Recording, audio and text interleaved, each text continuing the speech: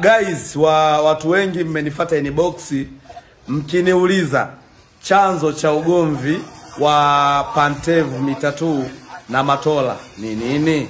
Jamani, kwa hivi kuna ukweli ambao watu wengi hawataki kuambiwa, Simba tunauficha. Selemani Matola anamuona Pantev mjuaji, yani mjuaji sana. Pantev anamuona Matola ajui kitu. Sasa jana palikuwa kuna zoezi la kupanga koni. Umeelewa? Pantev akaona mimi kama meneja napangaje koni, Matola amesimama ananiangalia, akamfuata akamind. Matola akamwambiaje, mimi ndo kocha mkuu hapa. Mimi ndo kocha mkuu, napangaje koni? Akati wewe upo una vyeti.